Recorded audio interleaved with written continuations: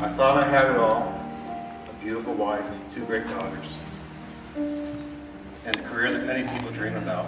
So why do I feel so empty? My name is Scott, and this is a story of how God pursued me.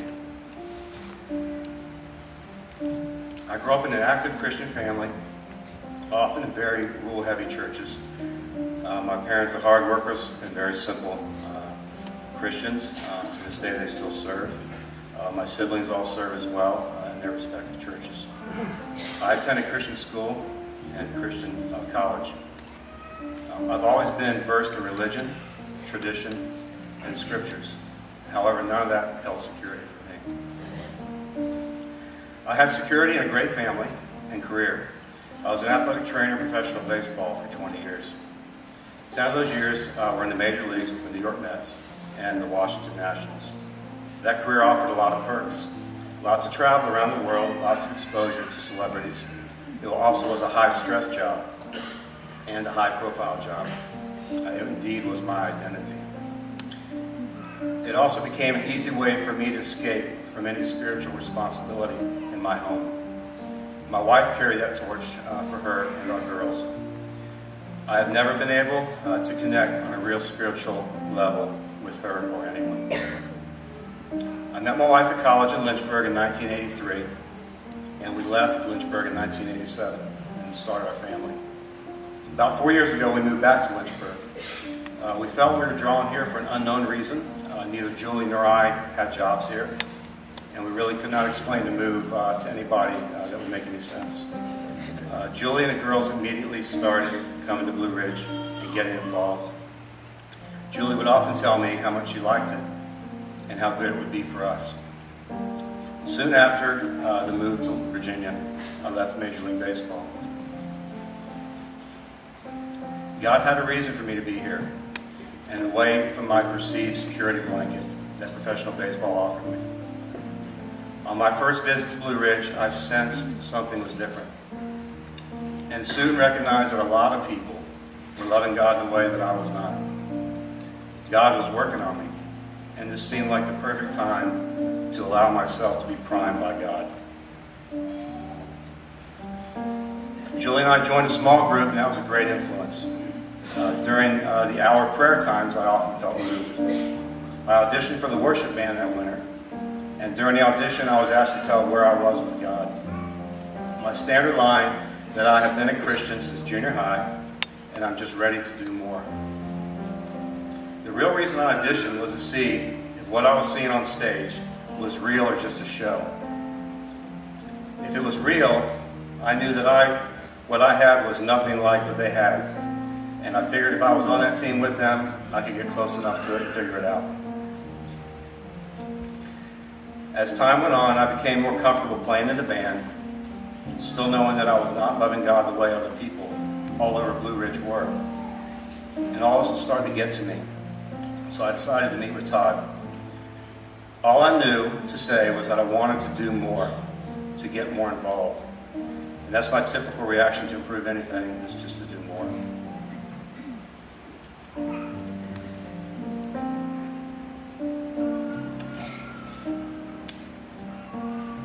Throughout this whole year, it has been a struggle to sit down and listen to sermons, to sing the songs. Often when I was playing with the band, I'd leave the stage in tears and incredible emotion inside, and just hide backstage somewhere for a while. These were emotions of a struggle that I was unable to put a hold on. After worship practice, often I'd only get as far as Food Lion parking lot and just pull in and just wrestle with this heaviness that was inside of me. I often found myself trying to pray and ask God for some kind of answer to what was going on inside of me. Todd invited me to go with a group to Catalyst. It's a church leadership conference. No doubt if you had told me a few years ago that I'd be missing work to go to a church conference, I probably would have laughed at you. When I asked my boss at work for some time off, I even joked with him that, if I go, I might even get saved. At the conference, I was moved immediately. The first speaker said, God should not be invited to play a role in my story, but I should be privileged to play a role in his.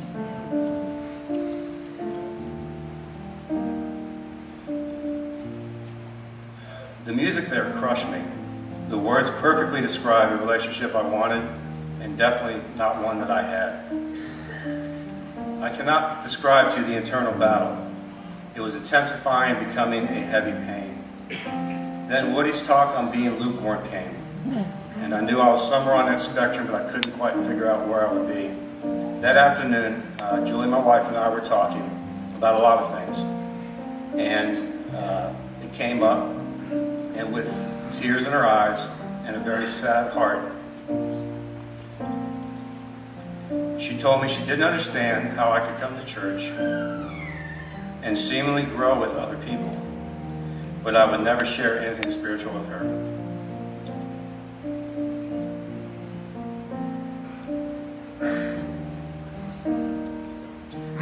Her words cut through me like a knife, and I couldn't give her an answer. It turns out it was probably the best thing she's ever said to me. I spent the next few days struggling and did a lot of searching. Again, the angst inside of me intensified. All these years, I thought my works validated my Christianity. That Wednesday night, while playing guitar at vocal practice, I felt a coldness and a distance that I'd never felt before. Usually I had a connection with the music, and it just wasn't there. And that disturbed me. When Tracy Godsey shared his story later in that same practice of how God delivered him from his pains, and I saw that God had the ability to do that, the battle inside of me started to rage again. I finally had to examine my relationship with God, and I came to the conclusion that I had no relationship with God.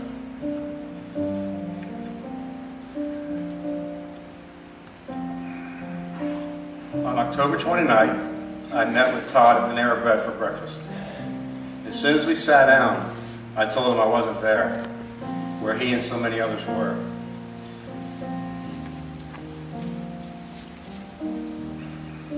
I told him I could not share anything of spiritual value with Julie or others because there really was no relationship with God to share about. I knew she was a true follower and I was not. Todd challenged me to put my stake in the ground. We talked about guidelines, living by guidelines instead of living by a relationship with God. And right there at Panera Bread, I laid down my efforts of being a good man. Laid down my pride. And I prayed for God to heal the heaviness inside of me and to move in and take over. And right there at Panera Bread, I was redeemed. I knew as we were walking out that the battle was over. I was immediately able to talk to Julie and others about my new relationship with God and His movement in our lives. My views on everything I encounter are now new. Throughout that time of my internal battle, God used this song to help me, and I wanted to share some of the words with you. Not what these hands have done can save this guilty soul.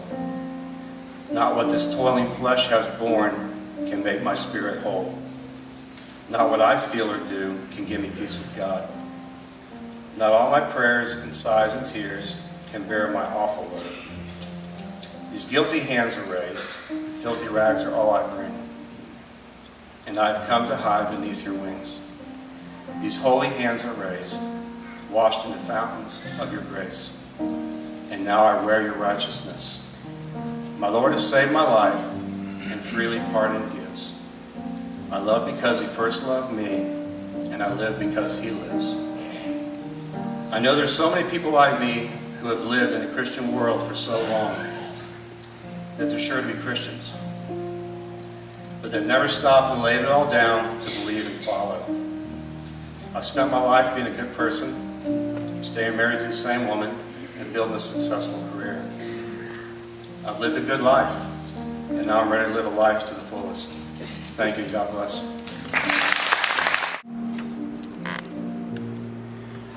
Well, Scott would often say that he would come to our practices and play his acoustic for us just so we could get up close to our story and what God was doing in us.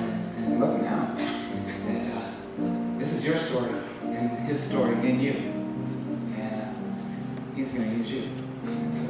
It is with great joy, my friend, that I baptize you in the name of the Father, the Son, and the Holy Ghost. All right. All right. Thank you, guys.